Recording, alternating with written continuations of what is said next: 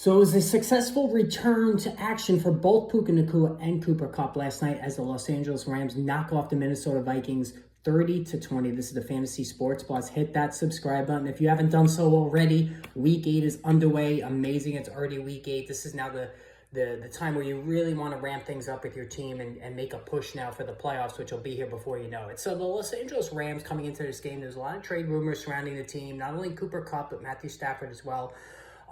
That's why this game was kind of pivotal, because if the Rams could win this game against a very good Vikings team, perhaps they'll stay put, keep everybody in place, and continue to push for the playoffs. And certainly they responded last night. Matthew Stafford, now with both of his all-pro receivers at his disposal, was unbelievable. He threw for 4 touchdowns. Now, we know Matthew Stafford is really just a super flex play. Probably nobody played him in a single quarterback league, especially against a good Vikings defense. If he did, congratulations, but everybody contributed in this one. So Stafford was unbelievable. Again, if you played him in Superflex, you're off to a great start this week. But Puka Nacua comes back, picks up right where he left off last year. He missed the entire season to this point, but he catches 7 passes for 106 yards.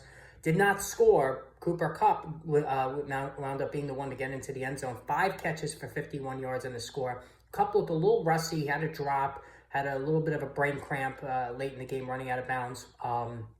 He wasn't great, but he drew 8 targets. Puka Nacua drew 9. So both of these guys are going to continue to put up low-end wide receiver 1 numbers when they're both on the field.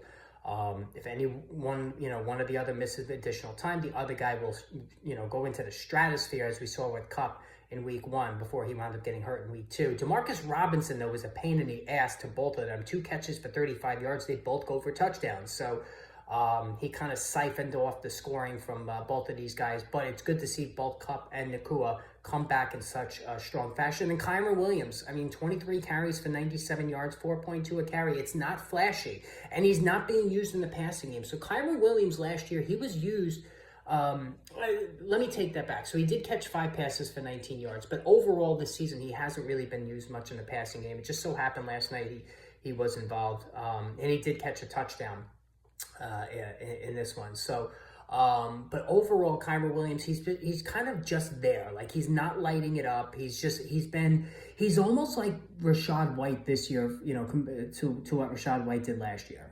He's just a volume play right now. It's just nothing flashy with Kyren Williams. So but he's getting the job done, and he was involved in the passing game in this one. And like I said, everybody contributed on the Rams side. Now, on the Vikings side, they started off hot. Sam Darnold, 2 first quarter touchdowns.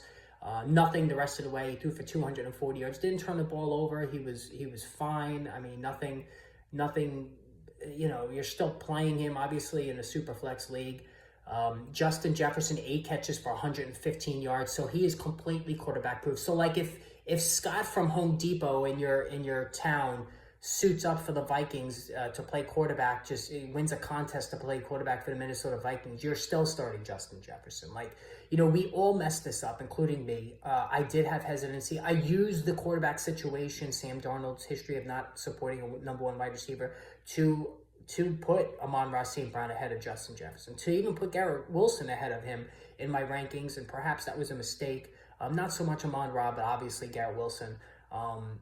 Jefferson is just quarterback proof. That's just a fact. But it was really just Jefferson in the passing game. Like, Jordan Addison only caught 2 passes for 22 yards. He's completely irrelevant. Aaron Jones, he's still banged up on a weekly basis, but he took 19 carries for 58 yards. Not a great average. He caught 2 passes for 37. He's going to be just fine. But if you're an Aaron Jones owner like I am in 2 leagues, it is annoying that they keep throwing the ball in the red zone. You want to see Aaron Jones get more opportunities. He's only got 1 rushing touchdown. He's had a monster season. Aaron Jones has been as good as any running back on a per-touch basis this year. He's been explosive. He's doing everything he's supposed to do, but he's just not scoring rushing touchdowns. We want to see more of those. Anyway, guys, let me know what you thought about this game. Hit that subscribe button, and more videos coming soon.